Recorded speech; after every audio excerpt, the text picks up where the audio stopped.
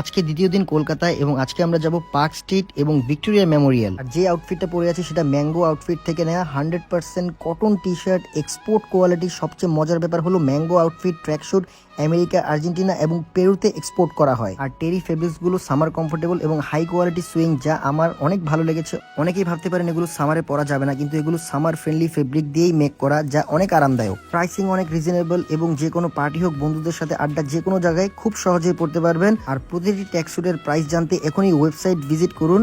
Comment বক্সে এবং উপরে লিঙ্ক দেওয়া আছে, লিঙ্কে যে। তো বরাবরের মতোই কলকাতা কিন্তু প্রচুর বৃষ্টি, মানে ফোটা ফোটা বৃষ্টি হয়ে একদম 12টা বাজিয়ে দিছে। এবং আমরা বের হয়ে এট ফার্স্ট আমাদের কাজ হয়েছে যে দুপুরের খাবার খাওয়া। ঘুম থেকে উঠেই বেরোতে বেরোতে 12টা বেজে গিয়েছে। আর আমরা সবসময় খালেক হোটেল প্রেফার করি কলকাতায় এসে খাওয়ার জন্য। এখানে ডাল ভাত এবং কালো ভুনাটা অস্থির লেভেলের মজা। আর এখানে অনেক বাঙালি মানুষের সাথে দেখা হয় আমার। আর কলকাতা আসলে মনে হয় যে নিজের দেশের মধ্যেই আছি, কজ আমরা যেই জায়গাটার মধ্যে স্টে করি এই জায়গাটার পরিবেশটা মনে করেন পুরো বাংলাদেশের মতো। আর এখানে পুরো বাঙালি ভাইবসটা পাওয়া যায়।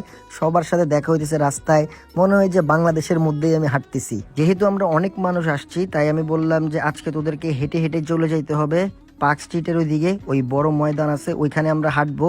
তো অলমোস্ট আমরা এই পুরা হাঁটাটার মধ্যে 11 কিলোমিটারের মতো হাঁটছি। 2011 সালের জনগণনা অনুসারে কলকাতার জনসংখ্যা 44,96,694 জন।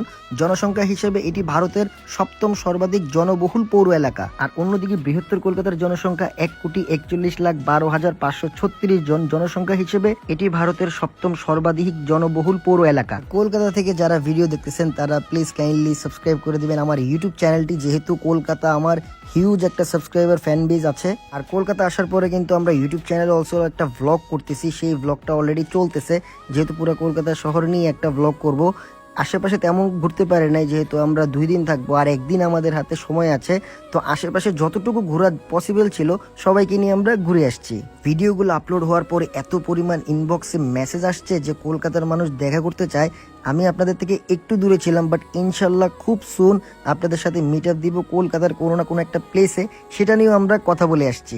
অনেক বৃষ্টি হওয়ার ফলে আমি বললাম যে আর থাকা দরকার নাই, কজ আমরা নন স্টপ ভিজতেছিলাম। আর এই ফোটা ফোটা বৃষ্টি হয়ে একদম পুরো শরীরের যত জামা কাপড় আছে সব ভিজে একবারে শেষ। দেন আমরা বললাম চল আমরা একবারে হোটেলে চলে যাই। আর স্টে করা পসিবল না, ক্যামেরাটা অলরেডি আমি একটা পলিথিনের মধ্যে ঢুকাই রাখছিলাম। মাঝ পথে সবাই ডিসিশন নিল যে কলকাতা আবার নিউ মার্কেটের দিকে যাবে, কিছু শপিং সেরে ফেলবে। আমি বললাম যে ওকে ফাইন, তাহলে আমিও যাই, কিছু শপিং সেরে আসি। যেহেতু বাসার কাজ কালকে করব, তাই নিজের জন্য কিছু কেনাকাটা করি। নিজের জন্য শপিং করার মাঝখানে তাদের জন্য কিছু শপিং করে দিলাম। আর এই 11 কিলোমিটার হাঁটার পর আমাদের প্রচুর ক্ষুধা লাগছিল, তাই যে যার শপিং টপিং সবকিছু শেষ করে আমরা এবার বের হয়ে যাই নিউ মার্কেট কলকাতা থেকে। মার্কুই স্ট্রিটের পাশে যারা ছিল বা এই সাইডে যারা বসবাস করে তাদের মধ্যে অনেক সাবস্ক্রাইবার আছে যাদের সবার সাথে আমার দেখা হয়ে যায়। দেন এখানে একটা 70 রুপির স্যান্ডউইচ পাওয়া যায়, যা ডিম, সালাদ এবং বাটার দিয়ে। তো আমি বললাম এগুলো সব প্যাক করে রুমের মধ্যে নিয়ে আয়। তাই আমি হাঁটতে হাঁটতে চলে গেলাম বাকিদের সবাইকে নিয়ে। অ্যান্ড হোটেলের নিচেও এসে দেখি অনেক মানুষ, অনেক বেশি টায়ার্ড হয়ে গেছি, খাওয়া দাওয়া করলাম। তারপর আমরা আবার রাতের দিকে বের হইলাম। রাস্তা দিয়ে যখন হাঁটতেছিলাম সবার সাথে দেখা হইতেছিল, এটা অনেক বেশি ভালো লাগতেছিল। তাই আমরা চিন্তা করলাম যে রাতের যেহেতু 10টা বাজে একবারে ডিনার শেষে হোটেলের দিকে চলে যাই, কজ অনেক কাজ আছে সকালবেলা আবার। আর ঘুমের থেকে প্রতিদিন না উঠতে পারলে একটু প্যারা খাওয়া লাগে সবারই। আর খালেকের মধ্যে আবার চলে আসলাম ভাত ডাল গরুর মাংস খাইতে এবং মাঝপথে ভালোবাসার মানুষদের দেখা। রাত হলে কলকাতার প্রশাসনিক ব্যবস্থা অনেক স্ট্রং হয়ে যায়, জায়গায় জায়গায় পুলিশ মোতায়েন করা হয়ে থাকে যাতে কোনো ধরনের অসুবিধা না হয় সাধারণ জনগণের। আর তাছাড়াও ট্রাফিক ব্যবস্থা নিয়ন্ত্রণ করার জন্য বেশ তৎপর থাকে পুলিশরা। দেন আমরা হোটেলে চলে আসলাম। আর আজকের ভিডিওটা কিন্তু এই পর্যন্তই। Thank you so much guys for watching this video. If you like this video don't forget to share. দেখা হচ্ছে নতুন ভিডিওতে।